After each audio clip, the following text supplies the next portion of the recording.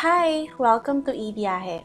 I am sure na kaya ka andito ngayon ay dahil curious ka paano nga ba magkaroon ng ganitong klaseng business. So, before we begin, let me introduce our company. eBiyahe is an online travel solutions provider. We're gonna make your life easier dito.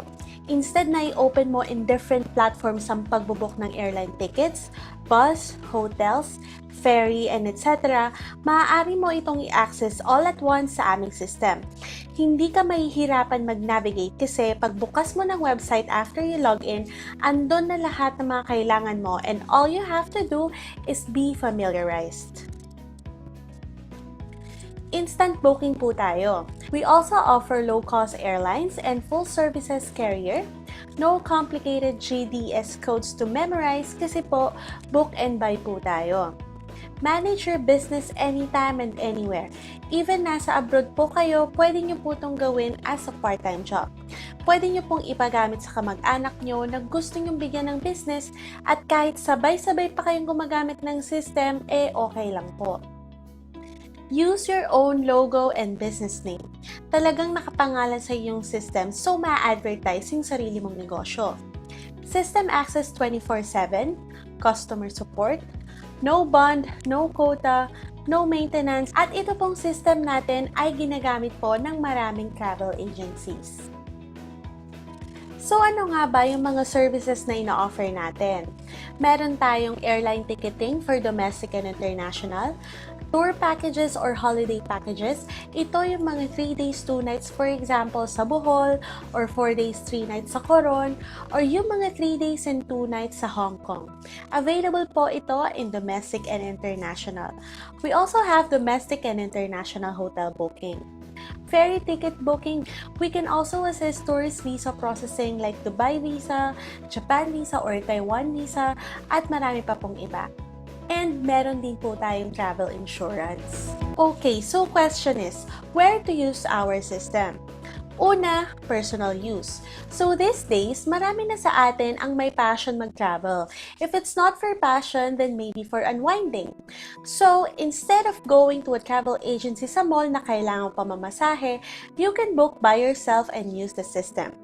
Diba, nakatipid ka pa since hindi mo na din kailangan magbayad ng service charge. As we all know, we have to pay the service charge sa agency kasi syempre kailangan din nila kumita. Kung may sarili kang system, you can do it by yourself anytime and anywhere tapos naka-discount ka pa. Next naman is home-based online business. Kung gusto mo talagang magkaroon ng negosyo pero wala ka pang kapital para magtayo ng sariling outlet, pwede mong itry ito. Considering na nasa trend talaga ngayon ang mga online businesses na anytime and anywhere pwede mong gamitin at hawak mo pa yung oras mo na even may full-time job ka, pwede mo tong maging part-time job. Pangatlo, adapt to your existing business. So if meron ka ng existing internet cafe or laundry shop, clothing store, at kahit ano pang business mo, basta meron kang internet connection, pwede mo tong idagdag. Pang-apat, travel agency or ticketing outlet. Pwede kang magtayo agad-agad kung meron kang pangpuhunan. If gusto mo agad magtayo ng ticketing outlet, it will cost you a lot like for the rent, renovation ng place, business permits, at marami pang iba. Unlike if you're just gonna add it up sa existing business mo, which most likely meron ka ng business permit, or if home-based naman, so far, hindi pa naman nire-require to have the legalities, so pwedeng-pwede talaga na dito ka muna magsimula. Ngayon naman po, ang pag-uusapan natin is how to earn. This is how you'll earn with flight bookings. Ito po ang sample computation. Kung ang nilagay mo ay 200 pesos service charge at may isa ka lamang booking every day in 30 days, meron kang 6,000 pesos. Paano naman kung ginalingan mo pa at nagkaroon ka ng at least 2 bookings sa isang araw? So, 400 pesos na agad yung per day mo at sa loob ng 30 days, may 12,000 pesos ka po. Okay po ba yan sa inyo? Even main income or additional income, sa amin, okay na okay po yan. Bakit? Magkano usually yung sahod ng mga regular employee ngayon? Less mo pa ang tax and other deductions. More or less, almost parehas lang din ito ang net pay nila. Pero kung gusto mo magkaroon ng additional 12,000 pesos sa income mo, which is napakalaking tulong na yan, why not, 'di ba? Marami na kaming agents na natulungan at nagbago ang financial capacity nila through this business. May mga top agents din po kami na more than 2 bookings ang nagagawa nila per day. Ito naman po is how to earn naman through hotel booking. Dito naman, hindi mo na po kailangan mag-adjust sa SC mo kasi automatic na may 250 pesos ka po per hotel booking. For example naman, may isa kang booking ng hotel every day, so that's 250 times 30 days. Meron kang additional na 7,500 pesos po. Okay po ba yan? Ito naman po is earning through tour packages. Yung mga packages rates ay commissionable na yon at pwede mo pang taasan ang commission mo doon. Sa local tours, meron si agent na 200 pesos per person at sa international tours ay 5 USD per person. So, eto na ang sample computation. Ang SC mo ay 200. So, sa isang araw in 30 days, meron ka lang isang booking. So, that's 200 times 30 equals 6,000 pesos. Paano pag group booking? Kadalasan naman ay hindi lang isa ang nagbo-book, talagang maramihan. So, sample uli. Yung SC mo na 200 times 10 equals 2,000. Tapos, peak season pa. In 15 days, meron kang ganyang booking. So, that's gonna be 2,000 times 15 equals 30,000 pesos. Napakaganda po talagang income nito or additional income kasi marami pong pagkukuhanan ng income, hindi lang po isa. Meron po kayong flight bookings, hotel, tour packages, insurance, ferry, at visas. So ngayon, you can start your travel business today. Ito po ay for limited time only.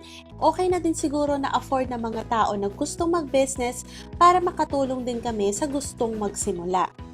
Once you put effort on this and you take it seriously, baka isang araw o 2 araw lang po, mabawi nyo po ang moving forward. Ano nga ba ang advantages ng pagsali mo sa aming team?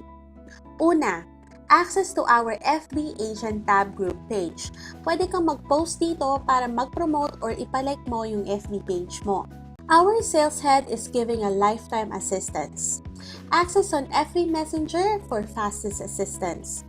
So, eto na ang tanong ngayon. Ready ka na bang magsimula? No hidden charges and no quota. Ito yung na-mention namin kanina na activation fee, processing, and professional fee. Just send it via bank deposit or remittance center. Step 2, send your proof of payment or deposit slip to your sales head. Importante po yan kasi kahit mag-send po kayo ng bayad nyo pero hindi nyo naman sinend ang proof of payment, hindi rin po namin may-activate ang account nyo. Same with proof of payment, kailangan din namin ang information details for activation. Make sure po na kumpleto ang details na isa-send nyo kasi kung may kulang po dito kahit isa, hindi din po namin may-activate ang account nyo. So, ito na po ang details for activation. Number 1, proposed travel agency name.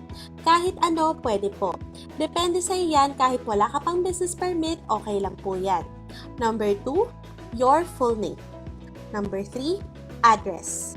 Number 4, 1 email address. Make sure na active po ang ibibigay yung email address. And number 5, same with the email address, kailangan din po active ang ibibigay nyong mobile number. Last is 1 valid ID. Step 3, once na nasend mo na lahat ng kailangan mong isend, again, yung payment, proof of payment, at yung details na kailangan namin para ma-process ang account mo, you just have to sit back and relax as we process your account. Once activated, we will send you your login details and instructions. We will also provide video trainings and manual. So, ang tanong ngayon, ilang minutes, hours, days ba yan bago ma-activate? Within the day lang po ang activation. If within office hours ka nag-send ng kailangang isend, within the day in office hours din, ma-activate agad ang account mo and pwede mo na magamit agad ang system mo. Okay for your time and hope to see you on board. Bye!